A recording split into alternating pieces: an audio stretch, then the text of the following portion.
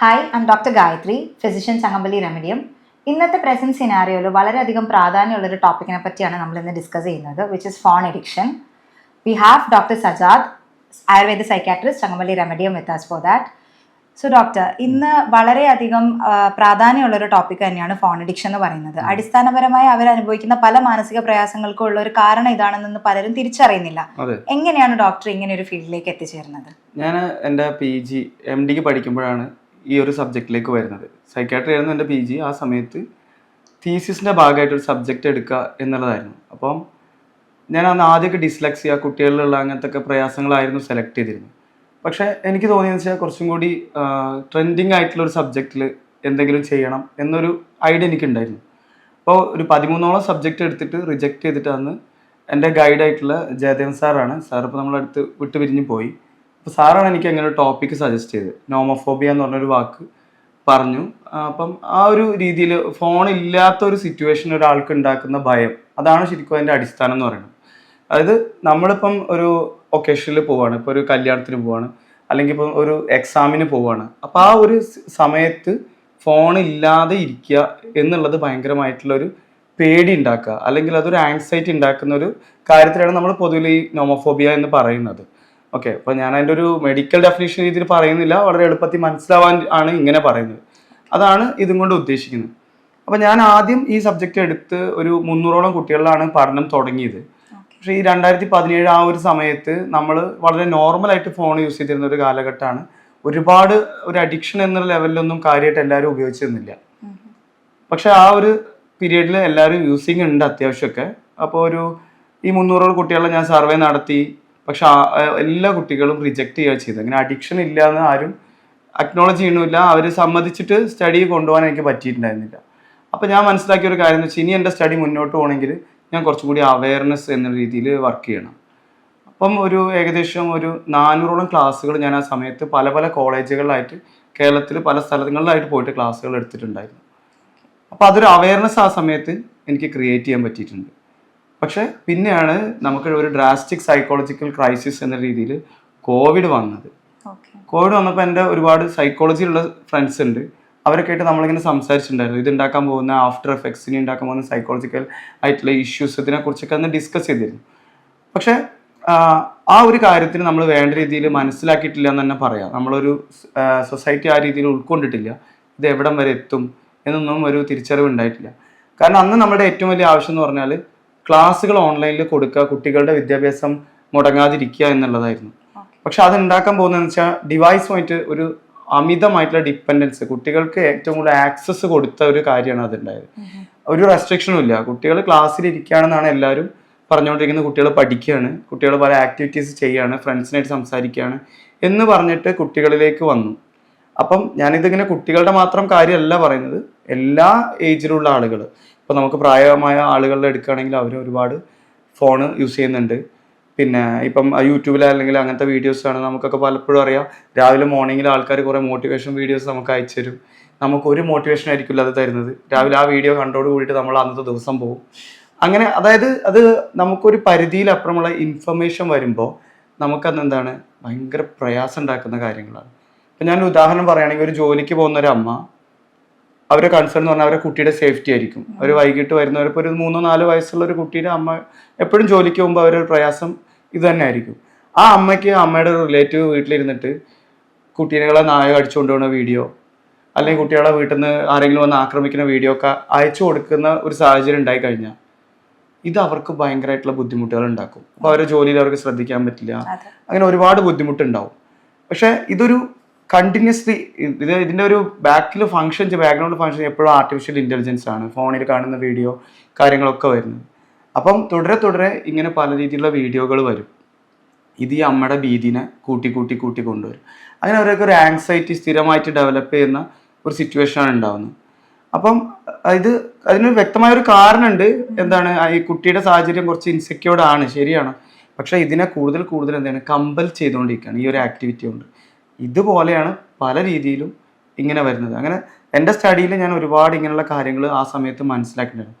പിന്നെ കോവിഡ് കഴിഞ്ഞപ്പം എൻ്റെ സ്റ്റഡി ഏകദേശം ഒരു മിഡ് പീരീഡ് ആയപ്പോഴേക്ക് ഒരുപാട് കേസസ് എനിക്ക് വരാൻ തുടങ്ങി. ഞാൻ ഈ എടുത്ത ക്ലാസ്സുകളും അതിനെ ബേസ് ചെയ്തിട്ട് എനിക്ക് അറിയുന്ന അങ്ങനെ. പക്ഷെ ഈ രീതിയിലല്ല, റിസർച്ചിൽ അത് എൻ്റെ ഡിഫറെൻ്റ് ആണ്. അതിൻ്റെ സെറ്റിങ് കാര്യങ്ങളും വെച്ച് കാര്യങ്ങൾ അറിഞ്ഞിട്ട് തന്നെയാണ് ചെയ്യുന്നത്. അതിൻ്റെ ഒരു പാറ്റേൺ നമ്മൾ നോർമലി ഇപ്പം പേഷ്യൻസിനെ ട്രീറ്റ് ചെയ്യുന്ന ഒരു രീതിയിലല്ല. പക്ഷെ അന്നും ഒരുപാട് കേസുകൾ വന്നു. ഇപ്പോഴും അതിൻ്റെ കണ്ടിന്യൂഷൻ തന്നെയാണെന്ന് പറയാം. 2019 തൊട്ട് ഇപ്പോൾ 2025 വരെ ഇങ്ങനെ ആ കേസുകളായിട്ട് പോകുന്നു. സർ, ഇപ്പം കൂടുതലായിട്ട് നമുക്കിപ്പോൾ പ്രസന്റ് ചെയ്ത് തന്ന ഒരു കാര്യം വെച്ച് നോക്കുകയാണെങ്കിൽ, ഇത്രയും കാലം നടത്തിയ ഈ ഒരു പഠനത്തിന്റെ ഒരു ബേസിസിൽ നമ്മൾ എടുത്തു നോക്കുകയാണെങ്കിൽ എന്തൊക്കെയാണ് സ്വാഭാവികമായിട്ടും നമുക്കിതിൽ പ്രസന്റേഷൻസ് എന്നുള്ള രീതിയിൽ ഒരു ഫോൺ അഡിക്ഷൻ പ്രസന്റ് ചെയ്യുന്ന ഒരാളിൽ കാണാൻ പറ്റുന്നത്, അല്ലെങ്കിൽ പ്രധാനമായിട്ടുള്ള കാരണങ്ങൾ എന്തൊക്കെയായിരിക്കും?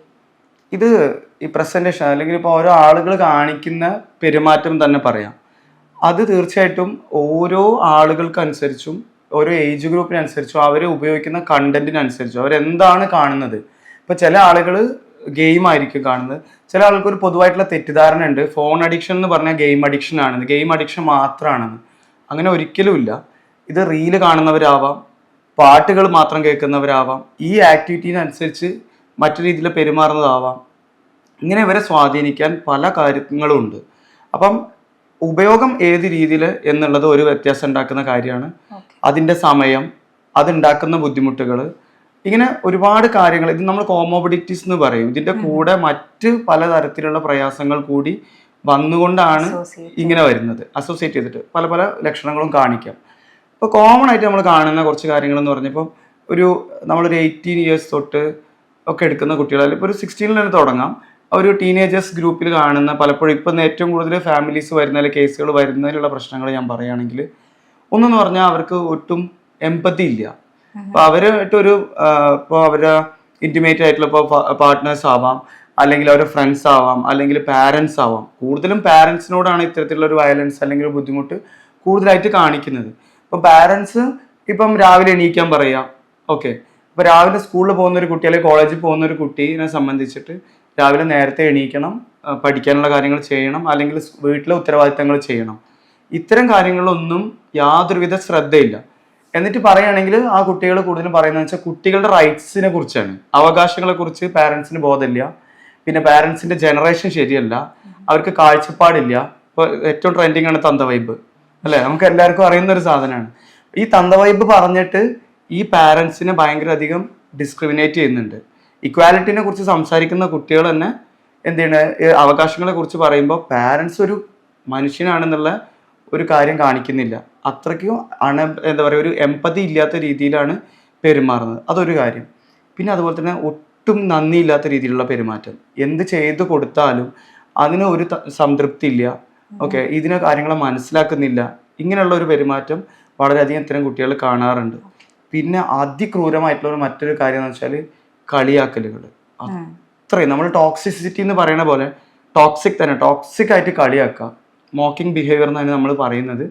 അപ്പം അത് പബ്ലിക്കിലാവാം, അതല്ലെങ്കിൽ ഇവരിപ്പം എന്താണ് അവരെ കഴിവുകേടുകളെ, ഇപ്പോൾ ഒരു പാരന്റ് എന്ന രീതിയിൽ എല്ലാ രീതിയിലും എക്സൽ ആയിക്കൊള്ളണം എന്നില്ല. ഓക്കെ, എല്ലാവർക്കും എല്ലാവരുടെ ലിമിറ്റേഷൻസ് ഉണ്ട്, അതുപോലെ തന്നെ അവരുടെ ഉയർച്ചകളുണ്ട്.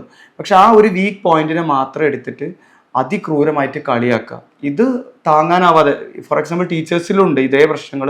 പണ്ടെന്ന് പറഞ്ഞാൽ ഒരു ടീച്ചർ കുട്ടികളെ അടിക്കുമായിരുന്നു, ക്ലാസ്സിൽ ശ്രദ്ധിക്കാൻ വേണ്ടി കുറേ കാര്യങ്ങൾ ചെയ്യും. ഇന്ന് ഒരു മോബാണ്, അല്ലെങ്കിൽ ഒരു സൊസൈറ്റി തന്നെയാണ് കുട്ടികൾ.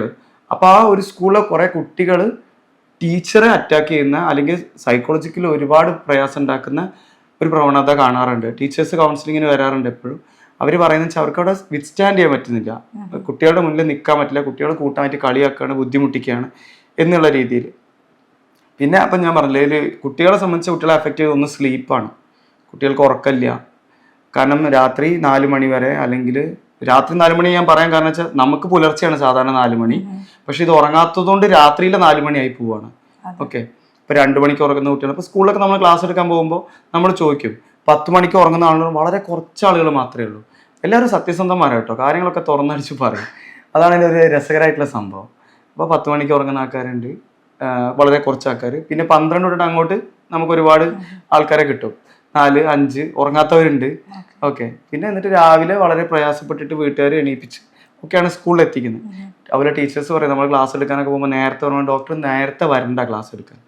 എന്താണെന്ന് വെച്ചാൽ ഒരു 11 മണിക്കൊക്കെ എല്ലാവരും എണീക്കുള്ളൂ. ക്ലാസ്സിൽ ലൈവായിട്ട് രാവിലെ 9:30 എത്തുന്ന കുട്ടികൾ ക്ലാസ്സിൽ അറ്റൻറ്റീവ് ആവണത് 11 മണിക്ക് ആ ഒരു രീതിയിലാണ്. അപ്പം ഇതും കുട്ടികളിൽ ഒരുപാട് പ്രയാസങ്ങൾ ഉണ്ടാക്കുന്നുണ്ട്. അഗ്രഷൻ കൂടുന്നുണ്ട്, ഭയങ്കര ദേഷ്യം, പിന്നെ ആക്രമിക്കാനുള്ള പ്രവണത. അപ്പം നമ്മൾ പലപ്പോഴും ഇങ്ങനെയുള്ള പ്രവണത കാണുമ്പോൾ എല്ലാവരും വിചാരിക്കുന്നത് ഇതിൻ്റെ ബാക്ക്ഗ്രൗണ്ടിൽ ഇവർക്ക് എപ്പോഴും ഡ്രഗ്സ് ആണെന്നാണ്. പല ഡ്രഗ്സ് ആണ് നമ്മൾ തെറ്റിദ്ധരിക്കുന്നത്. പക്ഷെ പല കുട്ടികളും ഡ്രഗ്സ് യൂസ് ചെയ്യുന്നില്ല. പകരം ഈ സിവിയർ ഫോൺ അഡിക്ഷനും അതുമായി ബന്ധപ്പെട്ട് പിന്നെ ഇവർക്ക് ഒരുപാട് ബുദ്ധിമുട്ടുണ്ട്. ലോൺലിനെസ് ഭയങ്കരമായിട്ട് കൂടുക, വേറെ ആരായിട്ട് സംസാരിക്കാൻ താല്പര്യമില്ല, എക്സാമിന് പോകാൻ താല്പര്യമില്ല, ഫംഗ്ഷനുകൾ അറ്റൻഡ് ചെയ്യാൻ പറ്റുന്നില്ല. ഇങ്ങനെയൊക്കെയുള്ള ബുദ്ധിമുട്ടുകൾ കാരണം ഇവരെ തന്നെ വളരെയധികം സെൽഫ് എസ്റ്റീം കുറഞ്ഞ ആളുകളാണ്. ഇപ്പോൾ നിങ്ങൾ ശ്രദ്ധിച്ചിട്ടുണ്ടാവും ഏറ്റവും കൂടുതൽ കുട്ടികൾ മാസ്ക് ഇടുന്നു. ഇപ്പോൾ നമ്മൾ കോവിഡിൽ വന്നൊരു കാര്യമാണ് മാസ്ക്. കോവിഡ് കഴിഞ്ഞിട്ട് ഈ 1 മാസം 2 മാസമായിട്ട് വാഷ് ചെയ്യാത്ത മാസ്ക് ഇട്ടാണ് കുട്ടികൾ നടക്കുന്നത്. നിങ്ങൾ ആ മാസ്കിൻ്റെ അടുത്ത് പോയി ചിലപ്പോൾ നിങ്ങൾക്ക് ബോധം പോകും. അത്രയ്ക്കും ഹൈജീൻ അല്ലാത്ത ഒരു മാസ്ക് കൈ പിടിച്ച് കുട്ടികൾ അത് ബാഗിലും ഇടും, പോക്കറ്റിലും ഇടും, കയ്യിലും വെക്കും, ബെഞ്ചിൻ്റെ അടിയിലും വെക്കും. അങ്ങനത്തെ ഒരു മാസ്ക് ഇട്ടിട്ടാണ് കുട്ടികൾ നടക്കുന്നത്. അപ്പോൾ അവർക്ക് എന്താണെന്ന് വെച്ചാൽ അവരോട് പറഞ്ഞാൽ അവർ 2 കാര്യമാണ് പറയുക. ഒന്ന്, അവർ എന്താണ് ഇൻഫെക്ഷൻസ്, ബോഡി എന്തെങ്കിലും അലർജി ഇങ്ങനത്തെ കാര്യങ്ങൾ ഉള്ളത് കൊണ്ടാണെന്ന് പറയും. ചില ആൾക്കാർ പറയും അവർ ഇൻട്രോവേർട്സ് ആണ്. അത് ഇൻട്രോവേർട്സ് അല്ല. ഓക്കെ, യഥാർത്ഥത്തിൽ അവരെന്താ ചെയ്യണമെന്ന് വെച്ചാൽ അവരെ പല ആവശ്യങ്ങൾക്കും വേണ്ടി അവരുടെ ഐഡൻറ്റിറ്റിനെ മാസ്ക് ചെയ്യാനുള്ള ഒരു പ്രവണതയാണ്. പക്ഷെ ഇതേ ആളുകൾ നിങ്ങളൊരു മാരേജ് ഫംഗ്ഷന് പോകുന്ന കുട്ടികളുണ്ട്, എല്ലാവരും പോവില്ല. പക്ഷെ പോകുന്ന ആളുകൾ അവിടെ ചെന്ന് കഴിഞ്ഞാൽ ഈ മാസ്ക് ഒന്നുമില്ല, ഭയങ്കരമായിട്ട് ഡ്രസ്സ് ചെയ്ത് അവരെ മാക്സിമം പ്രൊജക്റ്റ് ചെയ്യാനോ ആളുകളുടെ അടുത്ത് ശ്രദ്ധിക്കാനോ അറ്റൻഷൻ കിട്ടാൻ വേണ്ടിയിട്ടോ അവർ കുറേ കാര്യങ്ങൾ ചെയ്യും. പക്ഷെ സ്കൂളിനകത്ത് അല്ലെ ടീച്ചേഴ്സിന് മുന്നിൽ അവർ നേരെ വേറെ രീതിയിലാണ് ബിഹേവ് ചെയ്യുന്നത്. അപ്പോൾ ഒരു ഹൈഡിങ് നേച്ചർ കൂടുതലായിട്ട് വരികയാണ്. പിന്നെ നമുക്ക് സ്വാഭാവികമായിട്ട് ഒരു അഡോളസെൻ്റ് ഏജിലേക്ക് വരുമ്പോൾ എല്ലാ ആളുകളിലും ഉണ്ടാവും ഒരു സ്വന്തമായിട്ടൊരു സ്പേസ് ഉണ്ടാക്കുക, അതിനകത്ത് നിൽക്കുക. ഇതൊരു നോർമൽ ആയിട്ടുള്ള ഒരു ആക്ടിവിറ്റിയാണ്. പക്ഷെ അതിൽ കൂടുതലായിട്ട് ഭയങ്കരമായിട്ട് ഫാമിലിയിൽ നിന്നൊക്കെ ഐസൊലേറ്റ് ചെയ്ത് ഒരു ഐസൊലേഷൻ മോഡിലേക്ക് പോവുകയും അവിടെ ഒളിച്ച് ഒരുപാട് കാര്യങ്ങൾ ചെയ്യുന്ന രീതിയിലും അതിൽ ഉണ്ടാവുന്ന അപകടങ്ങളെക്കുറിച്ചോ ഒന്നും ഇവർക്ക് ധാരണ ഇല്ലാത്തതും ഒരുപാട് ബുദ്ധിമുട്ടുള്ള കാര്യങ്ങളാണ്. Okay sir.